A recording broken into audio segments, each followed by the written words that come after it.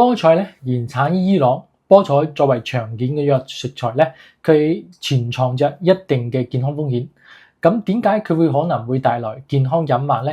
咁點樣食先可以既享美味又保持健康呢？大家好，我係謝醫生。呢一期嘅影片咧，我哋嚟講講菠菜。咁菠菜咧又稱為波斯菜、赤根菜、鸚鵡菜、樹根菜，喺民間咧仲有紅嘴綠鸚哥嘅別名。咁菠菜屬於藜科植物，原產伊朗。喺1300幾年前咧，唐貞觀2年咧，尼泊爾就將菠菜籽作為貢品進獻啦。咁古代阿拉伯人咧將菠菜咧稱之為菜中之王。咁菠菜佢又係維他命嘅一個寶庫。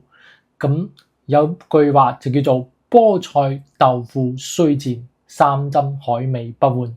呢個就係我國民間對菠菜營養價值嘅高度嘅稱讚。近日啲朋友可能會問，謝醫生，食菠菜有咩好處呢？咁根據營養數據庫咧，每100克鮮菠菜嘅熱量咧，淨係得23千卡嘅，脂肪含量大約係0.39克，佔咗每日推薦熱量嘅1%左右。因為熱量同埋脂肪都低，而且咧佢個飽腹感強，菠菜係非常適合減肥人食用嘅一個蔬菜。同時咧，人體嘅健康同埋正常代謝咧係需要多種礦物質㗎，尤其係鈉同埋鉀。咁佢哋喺電解質平衡同埋代謝功能中咧就係一個重要嘅作用。咁高鈉攝入容易導致高血壓，而菠菜咧正好就係典型嘅高鉀低鈉嘅蔬菜。每100克鮮菠菜鉀含量咧大概係550毫克，而鈉咧就係80毫克，係有助於維持我哋血壓嘅穩定。咁菠菜咧仲富含多種嘅維他命啦，佢係除咗羽衣甘藍外咧，維他命 K 含量最高嘅蔬菜，每100克含有483毫微克㗎。咁我哋都知道咧，補鈣要補維他命 D， 因為維他命 D 咧可以促進鈣吸收。咁鈣吸收之後咧，仲會沉積到骨骼上先可以發揮作用㗎。而維他命 K 就喺呢個過程中起作用啦。我哋每日嘅維他命 K 嘅推薦攝入量咧係80微克。咁食上100克嘅菠菜，我哋就可以滿足5日嘅需求量。咁菠菜仲富含 β 胡蘿蔔素啦，喺體內咧可以轉化為維他命 A 嘅，係有助於維持我哋夜間嘅視力，增強我哋免疫功能，同時咧都參與呢個糖蛋白嘅合成。同時咧，菠菜嘅維他命 C 含量都好高嘅，每1克咧含有28毫克，可以滿足每日推薦量嘅30%至40%。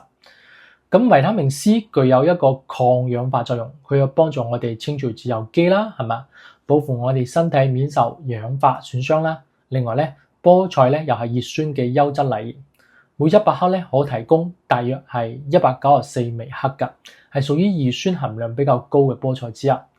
咁葉酸咧對紅血球生成至間重要嘅，都係 DNA 合成同埋細胞分化不可或缺嘅營養素。孕前同埋孕期攝入足夠嘅葉酸係有助於預防胎兒神經管嘅一個缺損，而且咧菠菜嘅升糖指數極低，對血糖影響非常細㗎。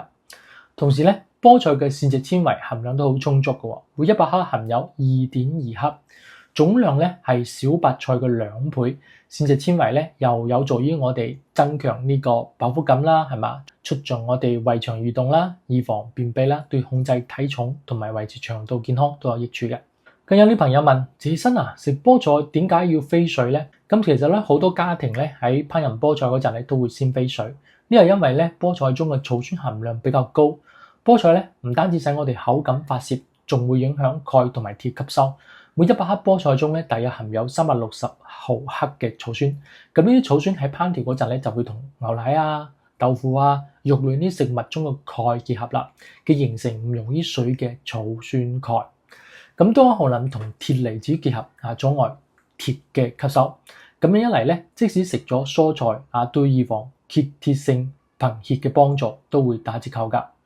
另外咧，如果草酸吸收進入我哋血液咧，會同血液中嘅鈣離子結合，喺腎臟、膀胱中沉積，容易引發泌尿系統結石，比如腎結石輸尿管結石膀胱結石等等。咁草酸攝入過多咧，甚至仲會造成唔舒服或者中毒㗎。所以咧最簡單有效嘅方法就係飛水啦。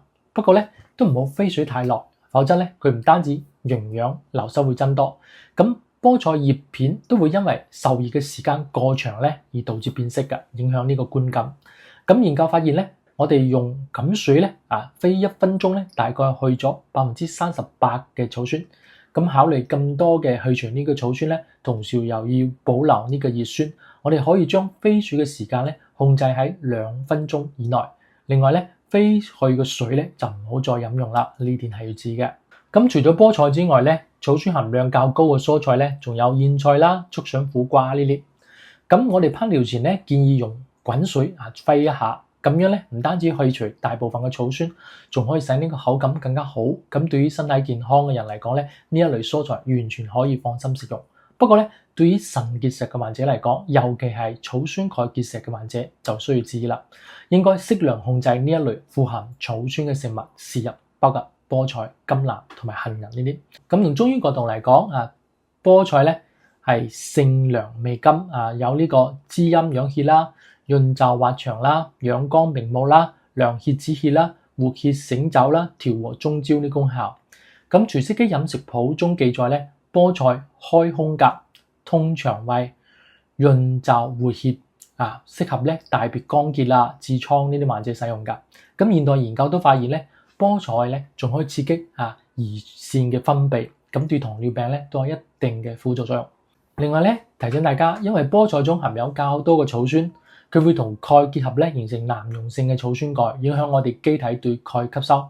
咁兒童咧正處於呢個骨骼同埋牙齒快速生長階段，我哋急需補鈣。如果係大量生食菠菜咧，長期可能會影響骨骼同埋牙齒嘅健康發育。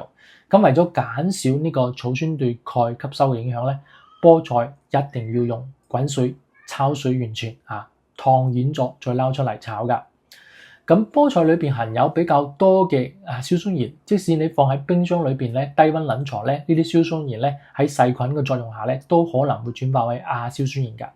咁亞硝酸鹽咧係一種潛在致癌物，係有研究發現咧，菠菜喺4°C度冷藏16個小時之後咧，亞硝酸鹽咧就可能超過國家標準啦。所以咧，隔夜嘅菠菜最好就唔好食㗎。另外咧，講到菠菜嘅飛水，再同大家講講食物飛水嘅6個好處。咁好多食物咧喺烹調嘅時候都需要飛水㗎。簡單嚟講咧，飛水就係將初步處理好嘅原料放入開水當中加熱甚至係有啲時候加熱到半熟或者全熟㗎，然後攞出嚟備用。首先咧，佢可以使我哋嘅蔬菜顏色更加鮮亮啦，比如菠菜小白菜呢啲綠葉菜，飛水之後咧顏色變得翠綠，睇嚟更加誘人。不過咧要注意咧，飛水時間太長咧就會破壞葉綠素啦，顏色就會變暗啦。而且水溶性嘅營養素，好似呢個維他命 C B 族維他命都會流失，咁營養價值都會降低㗎。咁第二咧，飛水可以去除草酸啦，菠菜莧菜千竹筍、苦瓜呢啲蔬菜咧嘅草酸含量高，佢唔單止苦，攝入過量咧仲會影響到鈣呢啲營養素吸收。咁飛水處理之後咧，可以降低30%到87%嘅草酸嘅。咁第三咧，飛水仲可以去除亞硝酸鹽啦、香椿呢啲蔬菜咧嘅亞硝酸鹽含量就相對高啦。咁我哋用熱水飛一下1-2分鐘就可以去除部分亞硝酸鹽同埋硝酸鹽啦。咁第四咧，飛水可以有助於降低呢個農藥殘留㗎。咁熱水咧可以增強呢個農藥嘅溶解性，比冷水清洗咧效果好多。研究顯示咧，飛水1到10分鐘都會去除大部分嘅殘留，但係咧都唔係時間越長越好嘅。比如菜心啦，我哋用清水漂洗5至10分鐘咧，只可以去到30%左右嘅鎘胺磷嘅殘留。咁飛水1分鐘咧就可以去除90%以上啦。另外咧，第5點咧，飛水可以咧破壞呢個毒素，比如芸豆扁豆都含有呢個藻素同埋植物血凝素㗎。如果我哋唔煮熟，就容易引起噁心、嘔吐、四肢麻木呢啲中毒嘅症狀。我哋將豆角兩頭嘅尖同埋絲去咗之後咧，我哋用滾水飛5分鐘咧，再去烹調咧，就會起到破壞佢嘅毒素，使我哋嘅食材咧受熱均勻，更加容易煮透煮熟㗎。第6咧，飛水可以去除呢個異味啦，係嘛？豆腐飛水之後咧，唔單止去咗豆腥味，仲可以使呢個豆腐咧更加緊緻啊，唔容易碎㗎。咁多謝大家。